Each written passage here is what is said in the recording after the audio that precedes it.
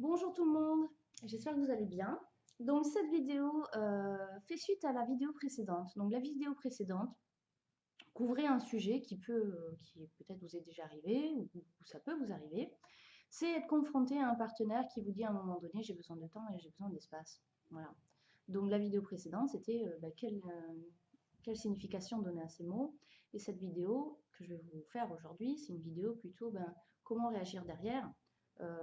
Ben écoute, je souffre. Franchement, ça me fait la peine ce que tu es en train de me dire, mais si c'est ce que tu veux, et ben écoute, je respecte ta décision. Voilà. Donc ça, c'est la première chose à faire, c'est montrer à la personne que vous n'allez pas faire de caprice, vous n'allez pas essayer de manipuler, etc. C'est une personne à part entière et vous respectez, même si vous êtes peut-être très énervé en fait, vous respectez sa décision. À partir de là, vous la laissez partir, elle rentre chez elle, vous rentrez chez vous, ou vous vous séparez si vous vivez ensemble. Bref, chacun fait sa vie, chacun rentre chez soi. À ne pas faire. À ne pas faire. Donc ça, c'est tout l'inverse. À ne pas faire, c'est se mettre à pleurer, réagir méchamment, c'est-à-dire dire des choses méchantes.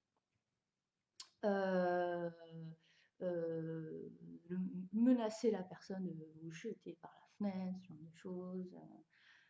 Ou lui dire des choses pas possibles que vous avez sur le cœur, peut-être parce qu'il y a des choses que vous ne lui avez pas dites et vous profitez de ce moment pour dire les choses, c'est peut-être pas le bon moment, c'est peut-être pas la bonne façon de réagir. Voilà, c'est une fois et pas plus. Écrire une lettre. Voilà, vous écrivez une lettre.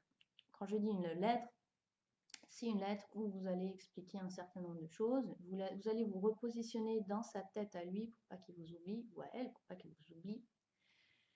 Et ça marche plutôt bien. Donc cette lettre, elle doit récapituler une chose. Je te respecte. Voilà. Elle doit dire une deuxième chose. Tu m'as fait du mal. Tu m'as fait du mal. J'ai quand même des sentiments. Voilà, je suis un être humain, je souffre. Donc tu m'as fait du mal, mais je respecte ta décision. Autre chose que vous devez mettre dans votre lettre, c'est j'accepte ta décision, mais je ne pourrais pas m'empêcher malgré tout de me rappeler des bons moments qu'on a vécu ensemble, notamment cette fameuse randonnée qu'on allait faire dans la forêt, et on a pique-niqué au soleil, c'était super, ou cette balade nocturne en ville où on a rencontré ce petit bistrot où il passait de la musique jazz et on a rigolé toute la soirée. Voilà, donc en fait, vous allez, dans votre lettre, à un moment donné, placer des souvenirs et des souvenirs positifs. Parce que le but, c'est que la personne ne vous voit pas que d'une façon négative, mais qu'elle vous voit d'une façon positive et qu'elle se dise, bon, j'hésite dans ma relation, je ne sais pas si j'ai vraiment des sentiments pour cette fille ou ce garçon, mais elle a raison, on a passé des super moments ensemble et ça me fait un peu la peine peut-être de la laisser tomber comme ça, etc. Donc vous allez vous repositionner. C'est assez fin, mais c'est une façon de faire en sorte que la personne ne vous oublie pas du jour au lendemain. Donc ça, c'est mon conseil. Et troisième conseil, troisième et dernier conseil dans la lettre que je vous donne, c'est lui dire tout simplement, euh, ben écoute, prends le temps qu'il te faut pour réfléchir, pour mûrir ta décision, voilà, et ne reviens vers moi que quand ta décision sera vraiment définitive. Voilà. Ça veut dire quoi? Ça veut dire que vous êtes prête à lui laisser le temps dont il a besoin, dont elle a besoin. Et ça, c'est important de dire à la personne, ne pas lui mettre de la pression, pour lui donner le temps de réfléchir à ce qu'elle veut. Et ça va faire réfléchir. Ça, c'est la seule communication que vous devez avoir. Et faites-le juste après cette fameuse discussion. Je te laisse, j'ai besoin de temps, j'ai besoin d'espace. Voilà, vous pouvez m'enchaîner, il n'y a aucun problème. Je vous déconseille de faire des messages par texto, par Facebook. C'est ça, ça n'a aucune valeur. C'est bien pour les potes, quoi. Mais vous n'êtes pas un pote, vous êtes son partenaire dans la vie. Et il faut que ça ait un petit peu de valeur. Donc, envoyez plutôt un mail. Peut-être pas une lettre écrite non plus, ça fait un peu trop romantique, romanesque et tout ça. Mais un mail avec ces éléments que je vous ai donnés.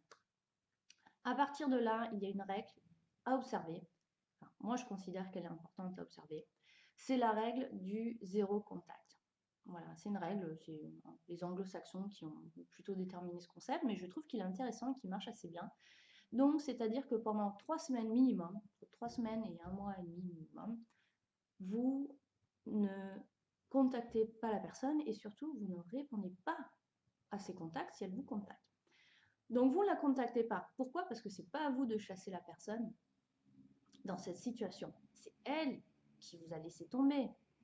Donc, vous n'allez pas courir derrière quelqu'un qui vous a laissé tomber. Les hommes n'aiment pas qu'on court derrière eux, c'est eux qui peuvent courir derrière nous. Donc, non, on ne fait pas ça, on ne court pas derrière la personne. Montrez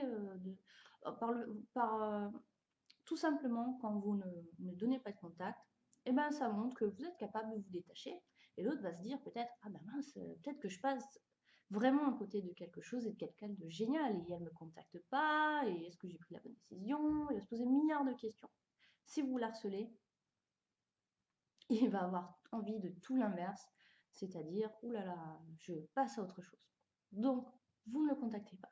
Et si votre partenaire ou ex-partenaire revient vers vous pendant ce délai-là que vous êtes censé respecter, par un petit texto, tu me manques, je pense à toi, vous ne répondez pas. Et vous ne répondez pas, d'autant plus que ça, c'est des textos, des messages qui certes, donc, qui pensent à vous, mais qui n'ont aucune valeur constructive.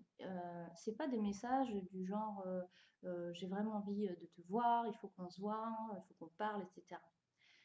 S'il vous envoie un message de ce type-là, dans un délai suffisamment respectable de nos contacts, de silence, eh ben oui, acceptez le rendez-vous. Dites d'accord, tu veux qu'on se voit, eh ben quand est-ce qu'on se voit, qu'est-ce qui te convient, etc. Mais si il vous envoie des petits textos débiles dans la première semaine, les 10 premiers jours, la première quinzaine, etc., ceux-là, vous les oubliez. Et pareil, si vous appelle en cette période, vous répondez pas. Vous montrez que vous êtes ailleurs. Voilà. Vous répondez pas.